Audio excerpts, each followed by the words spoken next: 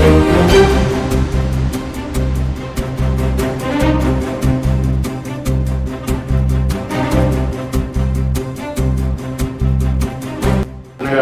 28/5/2024 సాయంత్రం 4 గంటల ప్రాంతంలో ముత్తుకూరు మండలం పైనాపురం గ్రామం దేవరతిప్ప సంఘం వద్ద ఈగా నరేష్ అనే వ్యక్తి, ఇతను ఎస్టీ గిరిజన కాలనీకి సంబంధించిన వ్యక్తి. అదే గ్రామంలో అయితే అదే గ్రామానికి చెందినటువంటి పైనాపురం గ్రామానికి చెందినటువంటి వల్లి వెంకటరమణయ్య అనే అతను మరి కొద్దిమంది కూర్చొని వాళ్ళ ఊరి దగ్గరే బయట ఆల్కహాల్ సేవిస్తూ ఉన్నాడు. అయితే ఈ క్రమంలో ఈ ఈగా నరేష్ అనే వ్యక్తిని వాళ్ళు మందు తాగిన తర్వాత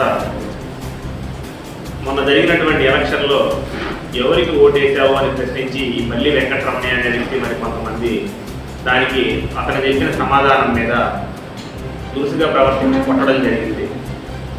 దాని మీద మాకు నిన్న గవర్నమెంట్ హాస్పిటల్లో అతను అడ్మిట్ అయ్యి మాకు రిపోర్ట్ ఇవ్వడం కూడా జరిగింది. దాని మీద కేసు నమోదు చేశాము. అయితే దీనికి సంబంధించి కొన్ని పత్రికల్లో అయితే మీడియాలో ఒక వదంతులు అబద్ధపు న్యూస్ ఒకటి సర్క్యులేట్ అవుతూ వచ్చింది.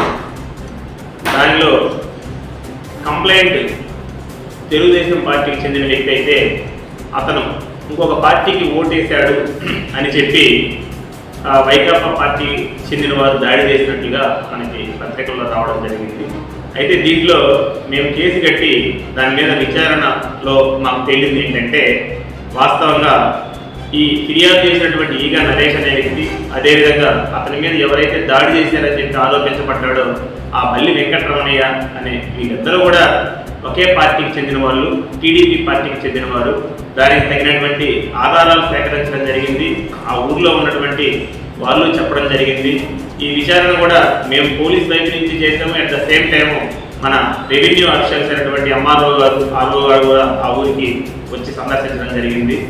ఇది వాస్తవంగా పార్టీలకి అదేవిధంగా ఎలక్షన్కి సంబంధించి కాకుండా కంప్లైంట్ మనకి ఇచ్చిన రిపోర్ట్లో కూడా మద్యం తాగి ఉన్నాము అని కంప్లైంట్ చెప్పడం జరిగింది.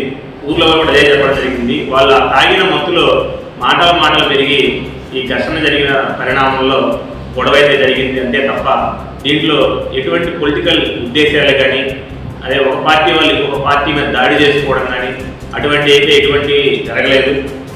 అందువల్ల మేము అంటే ఈ వచ్చిన వార్తలను నమ్మి మళ్ళీ ఊర్లో ఉద్రిక్త పరిస్థితులు ఏర్పడే అవకాశం ఉండడం, అదేవిధంగా అదే నిజమని నమ్మే పరిస్థితి ఉన్నందున దీనికి సంబంధించి మేము మీ ద్వారా ప్రజలకు తెలియజేస్తూ ఉన్నాం, నాయకులకు తెలియజేస్తూ ఉన్నాం.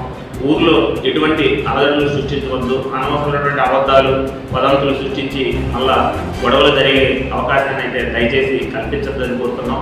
ఒకవేళ అట్లా ఎవరైనా కల్పించినా, అదేవిధంగా ఏదైనా గొడవలు జరిగినా, అల్లలు సృష్టించినా వాళ్ళ మీద కఠిన చర్యలు తీసుకోబడతాయి. అయితే ఏది ఏమైనా దీంట్లో పొలిటికల్ దానికి సంబంధించిన ఇష్యూ లేనప్పటికీ కూడా ఘర్షణ జరిగి ఈ ఈగా నరేష్ అనే వ్యక్తిని కొట్టడం అయితే జరిగింది. కాబట్టి అతను ఇచ్చిన రిపోర్ట్ మేరకు మేము ఎఫ్ఐఆర్ చేయడం జరిగింది. దాని మీద దర్యాప్తు జరుగుతున్నాం. అతన్ని ఎవరైతే కొట్టారో వాళ్ళ మీద చట్ట ప్రకారం చర్యలు కూడా తీసుకుని పడతాయి. అందువలన ఈ వార్తలో వచ్చిన వాటిని నమ్మి మాత్రం ఇంకెవరూ కూడా మళ్ళీ దాన్ని పెంచుకొని ఎటువంటి గొడవల్లో ఇదవద్దని చెప్పి మీ ద్వారా అందరికీ తెలియజేస్తాం.